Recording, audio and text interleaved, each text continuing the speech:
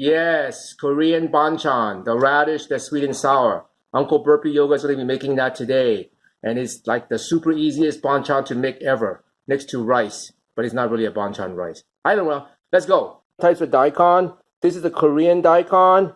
And then this is the, I guess, American or Asian type of daikon. And obviously, Koreans would prefer this one. And we prefer this one too. It has a better taste, not as bitter. This one sometimes ends up bitter. So it's super simple to make. You will not believe. And then, so don't go out and buy it. Just make your own. It's so simple. Just watch this. Uncle BURPEEyoga cooks again. All right, the first thing you're going to do is you're going to take a tool and get rid of all the skin. Don't do it with the skin on, okay? So after you get rid of the skin, you're going to cut them into cylindrical shapes like these, right? Now you can make them thick or thin. So it just depends on what type of banchan you want to make.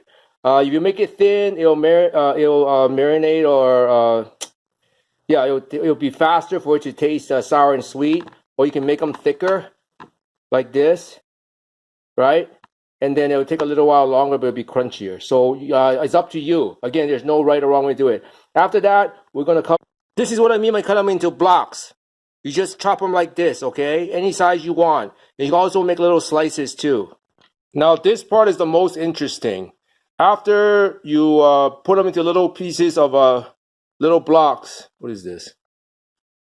What you're going to do is you're going to take salt and you're going to pour into the daikon and you're going to mix it. All right? After you mix it, you're going to leave it there for anywhere from 15 minutes to half an hour. And I'll show you what happened after that. And I'll tell you the reason why we're doing this. Okay? So it's going to be, right now it's doing that. And then I'll be back in a little while. All right, you see what happened here? This is about maybe 20 minutes worth of salt marination. And you see what happens here. Look at that. That's the water. That's the water that comes out of the daikon. Because what happens is the salt sucks out the water from the daikon and the bitterness. I think that's why it's done. So all we got to do now is we're just going to rinse it. And then we're going to make the marination. And we're going to put it into a jar. All right, so I found a jar that fits all of them in there, right? So it fits in here. So what I'm going to do is now I'm going to guess. I figure with this, I'll probably need 1 cup of sugar. But the formula basically is 1 to 1. 1 part sugar, 1 part vinegar. Okay, not apple cider vinegar, but just straight standard vinegar that you can pick up in almost any convenience store, supermarket. Basically, distilled white vinegar, right? So I got 1 cup in here. I'm going to put it in here, and I'm going to put 1 cup of white vinegar. It would help if I look at the 1 cup side.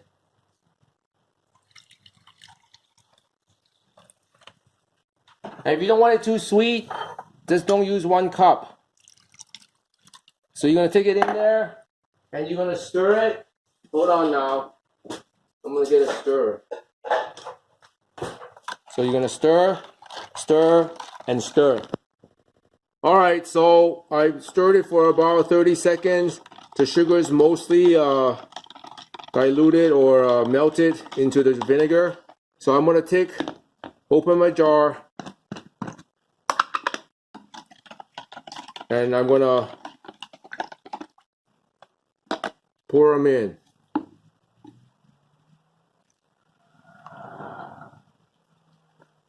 Stir it some more. Stir some more. Look at that, I was about right. And that's pretty much it. 1 more piece goes in there. Seal it. Make sure it's sealed tight. Shake it a couple times. See, shake it a couple times. And now if you want it to be spicy, you can throw in a couple of Thai peppers. I like Thai peppers, but my family doesn't like to eat a lot of spicy food. And this is it. So all you gotta do is take this, leave it in the refrigerator at least overnight, or at least 1 or 2 hours. It'll come out. If the pieces are small, like these kind of small ones, you can literally eat it within an hour, and it'll be that sour and sweet taste. Otherwise, the bigger pieces, they have more of a taste of the daikon, and then you'll still have the sweet and sour, but it might marinate it more. Okay, and that is how simple it is to make this banchan. And now, if you don't want to use daikon, the exact one can marinate also cucumbers. It can also marinate carrots. They do this a lot in the Vietnamese restaurants too, but they use way less sugar and they add fish sauce, but that's another recipe. So, all right, it's been a couple of days. It's been marinating inside the container. Again, it's very simple ingredient. Daikon, Korean radish, or just regular white radish.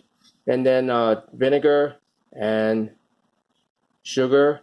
And before you do all that, you have give it a salt, not a bath, but a salt marinade to get rid of the bitter taste. And then after that's done, you rinse it and you put them into a jar. And the longer you leave it in, the bitter it'll taste. But wow, you can smell it. You can smell the vinegar. Oh, this is gonna be so good.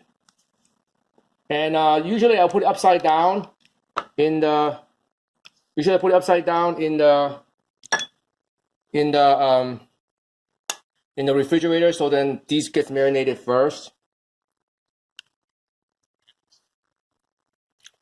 And then, so usually in the refrigerator, I would get a container that would have a flap like this.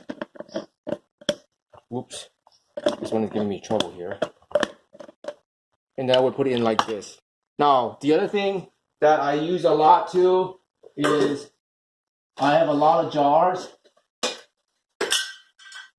from tomato sauces and whatnot. I can put those in there too, as long as it's flat. I can put it upside down like that. That's what I like to do, and then leave it in there because obviously you eat this part first before that part.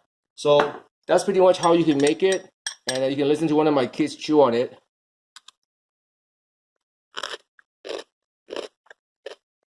Oh my goodness, I cannot wait to eat this tonight. But that's how you make it. It is like the easiest banchan to make, and this goes perfectly with almost any type of fried food. I mean, any kind of food, but especially with fried food. If you eat fried food, this is so refreshing. Where we're at, if we go and buy the Korean fried chicken wings, they almost always serve a serving of this. And one bite of the meat and one bite of this is like heaven. So try this. And if you want to get it more spicy, all you got to do is put in a couple of Thai peppers. You can actually put it right in here. You don't have to put it inside the container, and it'll make it spicy already. And then the other thing you can also do for the Vietnamese is you can throw in some fish sauce in here, and maybe a little bit of sesame and a couple of what is called carrot little slices. Put them in there, mix them, and you can serve it like that too. So it's very versatile. So this is a Korean banchan, the sweet and sour radish. That's it, man. Thanks. This is your Uncle BURPEEyoga. If you like it, please like and subscribe to my channel and tell everyone about